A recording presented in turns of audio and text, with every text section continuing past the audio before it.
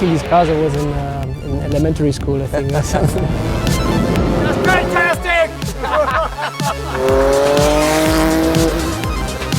I get goosebumps when I look at this picture because those guys still are keen on driving our cars on a racetrack. And they stopped. I mean, my brakes were shit good. Excuse my friend.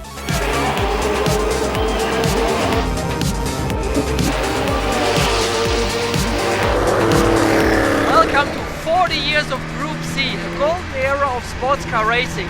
I'm currently sitting in the 1987 Le Mans winning car 962C of Hans-Joachim Stuck, Derek Bell and Al Holbert, and this was really the golden era of sports car racing.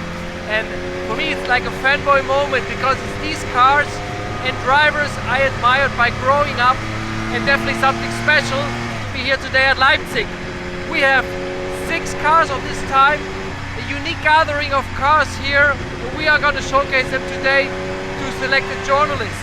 We have here Helmut Schmid, engine engineer, back in the days in Norbert Singer's team.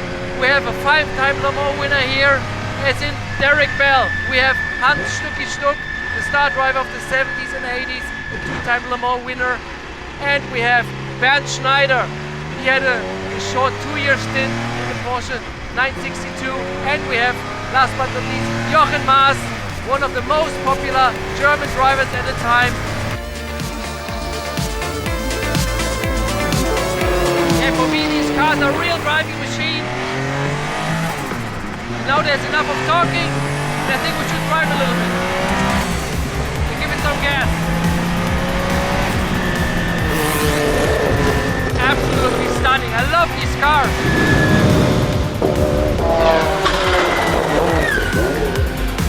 That's unbelievable. I mean, I could have done a few more laps. Yeah, just stunning to drive these cars.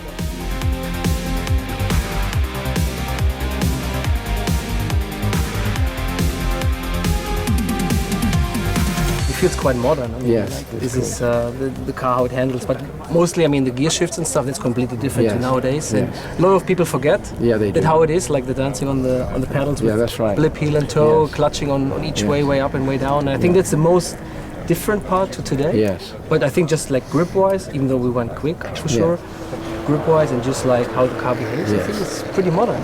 These cars, I always found them very creature-friendly and very nice to drive. They're very comfortable and so on and so on. They're not really terribly demanding if you just want to drive it like that. So that's why it's a real pleasure to drive them again. And you know, you could do 24 hours with two drivers. Yeah, we did. And later, I mean, it became more and more difficult. The harder and the harsher the cars are, and everything more precise, it wears you out. And these cars allowed you to feel good after 2 hours even and longer. That was a lovely feature of these cars.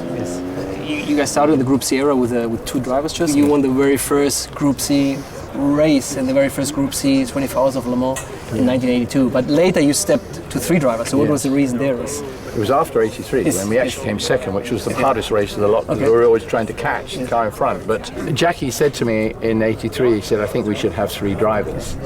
And I said, but who are we going to have? Jochen's taken already in another car. No, I didn't want to drive. Well, I didn't ask you. And I said, but who else is out there that isn't in the cars that I would like to drive with? And at that time, there really wasn't anybody. So we did another year together. But it was the hardest race we ever did because we had so many problems. And if you drove the race and you had no problems, it was easy for 2. But the year we had it, we kept coming up from last place to whatever. And it was harder than heck. We were both laid on a bed of ice afterwards to bring our body temperatures down. So it was tough. And then he said to me, we need 3, right? I went, yeah, that's it. And he retired. So that was that. So then I needed 2. But I also think 2 drivers had a better rapport. Okay. I knew him pretty well. I knew Jackie really well and Stucky later on. And you didn't need a 3rd because you could do it together. You knew you could do it. And you had respect for each other. The 3rd one comes in, it's like 3's a crowd. You didn't know who to blame anymore. No. Never one to miss an opportunity. Derek Bell putting over onto the racetrack. But just look at these unbelievable scenes here at Le Mans. You want to know something? It's just fantastic! No, it is so great to be back in this car and to drive it. Now the tires are warm, chasing you a little bit, you know. I mean, you never get it, but anyway. No, it's just, I mean, I'm so happy I can tell you. Could have been another stint. Yeah, sure, let's go do another 15 minutes, no problem, you know. For me, something unique to drive these cars. I mean, hard. You can drive them hard. You can feel. I mean, the cars go perfectly straight. I mean, and it's encouraging you know. Yes, I mean, the warmer the tires get, the faster you get. You have more downforce and everything. Oh, it's way so much fun. No, because you don't imagine how old this car is. Yeah. Imagine how old we are, not you, but I am, you know? And it still works. It's just absolutely great. You used to try my Stuck seat. Yes. It's a bit different. It is steeper in the back. Okay. Where you sit with your button goes lower down. Okay. So this will make me better fit in the car. Try it. Maybe. So you have more room with the Exactly. with the head, right? Exactly. And this is still the same seat from back in the days. From There's only one existing. Can you imagine how many times I farted in there? I don't want to get in there. No, it doesn't matter. Is it? It's decades ago, so I think it should be okay now. Oh yeah, that's different. Yeah. It's different, isn't it? Yeah. You have more leg space. Perfect. Okay. Thank you for letting me try the seat. Yeah, it's my pleasure. Inside, outside. Wow. Perfect. Thank you.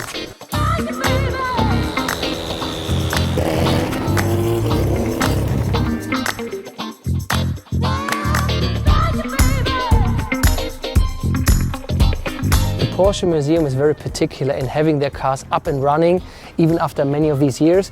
So we're not speaking here theoretically about how these cars were and not showing only movies. We can physically see these cars, smell these cars, and I was happy, to drive these cars and what it takes to have these cars have these cars up and running and obviously in perfect shape. These guys know about it. We have Alex, we have Helmut. So yeah, happy to be here. So just tell me, I mean, what does it take for a car like this to be maintained even after 30 years? First, you must look that it's not burning the car. Yeah? Okay. You must change all fuels lines. Okay. And Oil lines. Oil lines. Yeah. And then, All the rubbers. yes, all the rubber. And like the engine, is this like a big job to do, or is it mainly like the... No, it's very easy. Okay. We check the compressor, we check the leak, and maybe we go to Steino. Okay. Make a test, short test, look about it's okay, and then new clutch, and then the engine is the normal okay. And how about like electronics? The electronic, we check this. New batteries. Then we You look- must change the batteries all 5 years. When the battery, all this have a leak, it's a unit box complete. Finish. Finish. And you can not rebuild a new box. No chance. Okay. Yeah. So you can only work with what you have with the ECU units. Yeah. And do you need also the old laptops, right, to connect, to be able... The same as we have from 84 to Okay. now.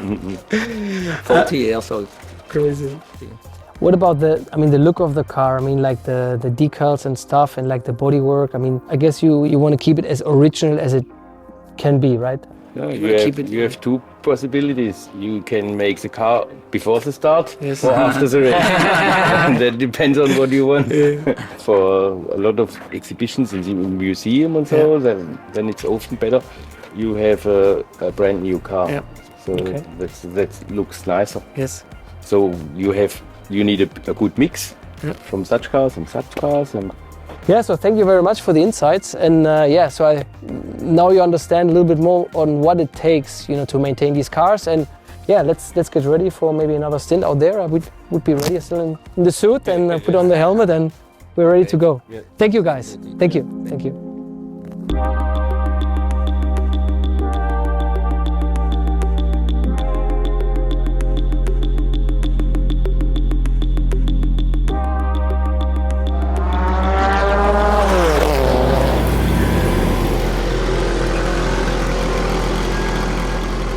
So Bernd, how was it? It was absolutely great. Just feeling like never have left the car because it's right foot braking, using the clutch for down and upshift. But when you get in that car, immediately it's coming back and So heel and toe still works. heel and toe. So downshift, you need a blip. Yeah. And of course, what for me is still impressive is the brakes because that car has no ABS. But you got really good feedback on the pedal, how much pressure you can use before you're locking up the tires. So, and how quickly the car stops, it's really great. Yeah, you know, if he wouldn't be so young, he could get some experience in that car a long time ago. That would have been the dream, yeah, for sure. Yeah, But yeah. when you were racing these cars, I was in elementary school, I think, or something. Yeah. But actually, you know, this is the one I never drove that car. Always had the short version. But that's a long tail, yeah. That's a long tail for Le Mans, for the long straight. And I raced first time in 1991 at Le Mans, but it was already chicane, so we had the short version with us. Yes. And it creates even more downforce. So. With a different rear wing, right? With a Yeah, it was a higher one, and we had the single wing in the end. So it was really high downforce setting. Hatte uns, vielen Dank, war cool. It was cool to see you in a Porsche. Yeah. Again, after Such a long time. It took very long. Hopefully not another 40 years.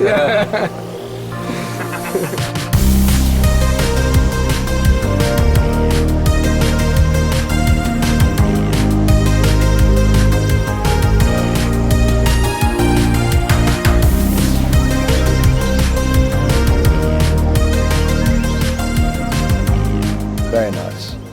It's just lovely to be able to drive them, isn't it, without worrying. It's fun. You know, because you normally get in somebody's car and you go, he mustn't over-rev his car. But it gives you, it gives you confidence. Yeah, absolutely. You know, the guys that are rebuilding this car, they won't let you out with anything funny. And the car itself gives confidence. That's right. Oh, yeah. And turning in with the power, Yes. with the grip and everything, Yeah, it's yeah. just great. That's fabulous. And they stop. I mean, my brakes were shit good. Excuse my French. The brakes were so good I couldn't Especially when believe you do couple laps and everything gets really onto working Working, temperature. yeah. And then it's really cool. Yeah. I started to worry about the temperatures and I go, I can't fucking see them anyway. Yeah, but I had But there's no need. I had 83 water. Me too. Yeah, me too. That's all it was. And nothing else on anything else. I mean, nothing was getting hot. I don't believe it. No. I was the only other thing getting hot, I guess.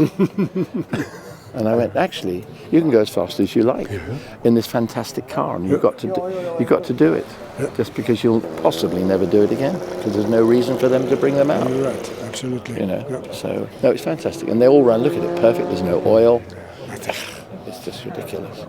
So that's it. So what happens now? Barbecue? No, we've had a barbecue. cup of coffee.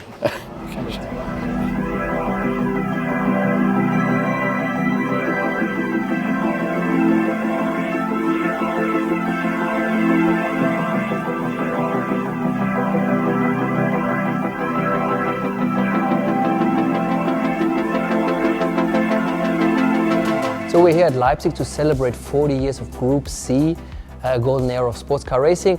And I'm with Achim, he's the head of Porsche Heritage and Museum. Wow, 40 years of Group C era. It's a big moment to celebrate this special era in motorsports for Porsche here in Leipzig at the Experience Center, because the cars are back on track. So there's no better place than here to drive the cars, especially the track. We have all those nice parts of certain racetracks in the world, and this is where the cars are made for driving. And I'm really proud to create an event with you like this. Yes. No, thank you. I mean, for me, it's a pleasure. It's the dream cars of my youth. It's the cars and drivers I admired by growing up. This unique Rothmans livery, this beautiful Shell Dunlop car. I mean, this is already, the car looks like stunning fast just standing here. I mean, this is what also makes me very proud that we are, this is an honor, but it's also an obligation to maintain those cars and to bring them back in running condition. And besides our team from really cool mechanics, we also have the historical drivers with us. And this is a special moment for me. If you just look at this picture, the helmets of Derek Bell, we have your helmet, we have the helmet of Stritzel Stuck and from Jochen Mass. I get goosebumps when I look at this picture, because this is what makes Porsche special. Those guys still are keen on driving our cars on a racetrack. Yes. No, and a big thank you to the Heritage team. I mean, preparing these cars. I mean, at Porsche, it's like you can really see the experience, you can smell the experience, you can speak to the people who shaped that success in the past. And it's not just like speaking theoretically. I mean, you can see the cars running and you can hear what it was like. And so that's, for me, always, I get goosebumps right now, because, like I said, these are the cars when I grew up, and I decided to try to be a racing driver, And I give you a promise right now, we will do it for sure for the next 40 years. That's a promise, because I have two guys, two young sons, and they want to be racing drivers as well, so yeah.